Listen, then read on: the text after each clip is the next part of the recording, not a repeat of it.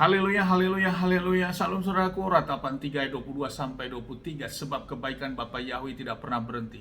Rahmat Bapa Yahweh tidak pernah berkesudahan, selalu baru setiap pagi. Begitu besar kasih setia Bapa Yahweh di dalam kehidupan kita, dimanapun kita berada saudaraku. Renungan pagi KPI Mayim Kaim pada hari Minggu tanggal 10 April 2022 atau pada tanggal 9 Nisan 5782, diambil dari kitab Keluaran 40 ayat 34 sampai 38 yang berkata demikian saudaraku.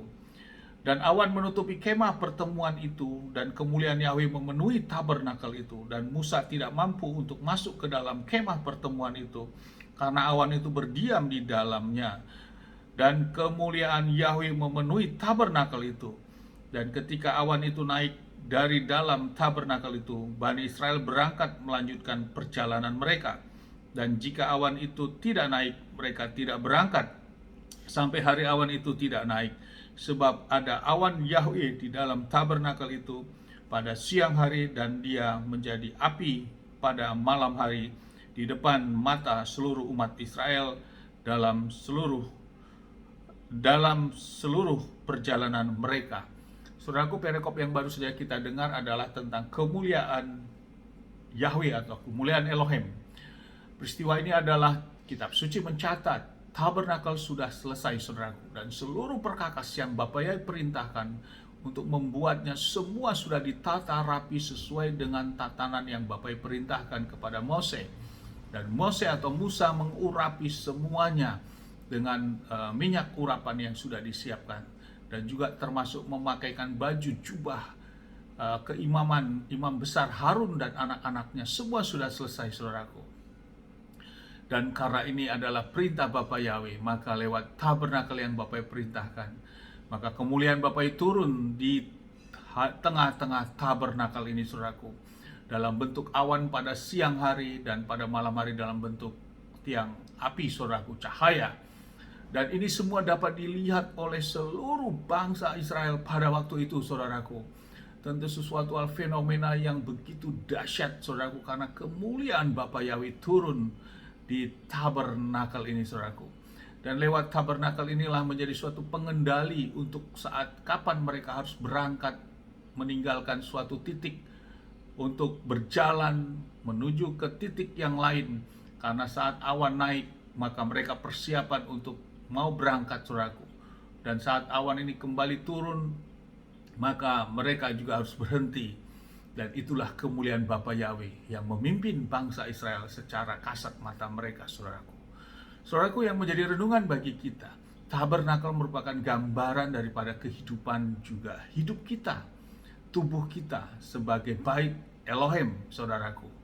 Dan di mana sesungguhnya bila bait Elohim atau tabernakel itu ada kemuliaan Bapa Yahweh dalam setiap kehidupan kita, maka sama saudaraku, setiap langkah-langkah kita dituntun sepenuhnya oleh Bapa Yahweh.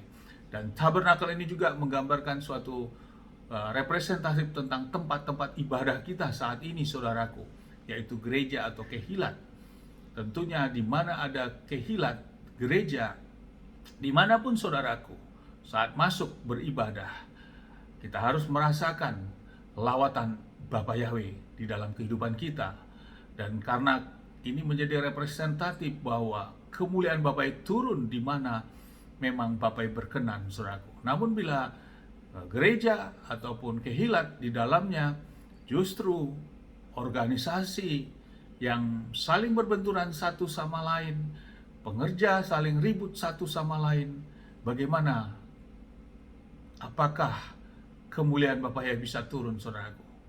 Tentu tidak saudaraku. Tentu ini bertentangan, dan itu merupakan sesuatu hal yang tempat-tempat ibadah yang perlu kita pertimbangkan kembali, kita mencari di mana tempat ibadah nama Bapa Yahweh ditinggikan, dan kita bisa mendapatkan jamahan lawatan lewat kuasa yang turun dalam bentuk kemuliaan seperti ini, sehingga kita saat beribadah kita juga mendapatkan lawatan yang dapat kita rasakan pribadi lepas pribadi saudaraku, untuk membebaskan kita, melegakan kita, menguatkan kita, memberikan kita jamahan kuasa Bapa Yahweh, karena disitulah sesungguhnya terukurnya suatu tempat ibadah, saudaraku, tentang kemuliaan Bapa Yahweh turun atau tidak, atau hanya sebagai tempat ibadah, sebagai ritual biasa saja. Amin, haleluya, sukses besar buat kita semua. Mari kita maju terus dalam iman dan tetap kita berjuang, saudaraku, dalam menjalani kehidupan ini sampai saatnya Bapa yang memanggil kita sesuai dengan waktu yang sudah Bapa yang tetapkan. Dan kita percaya kitab suci kita. Kita percaya kepada Bapa Yahweh di dalam Adonai Yeshua HaMashiach. Amin, haleluya. Dari tempat ini sama-sama kita berdoa. Bapa yang memberkati dan melindungi kita semua dimanapun kita berada. Bapa yang menyinari wajahnya kepada kita. Berikan kita kasih karunia, Bapa yang menghadapkan wajahnya kepada kita, berikan kita damai sejahtera. Apapun yang kita kerjakan, lakukan sepanjang hari, semuanya menjadi berhasil dan kita orang yang percaya kepada Bapa Yahweh. Di dalam nama Adonai Yeshua HaMashiach, kita tidak dipermalukan, dan janji firman ada keselamatan di dalam kehidupan kita. Keselamatan kekal, keabadian. Amin, haleluya. Shalom, saudaraku.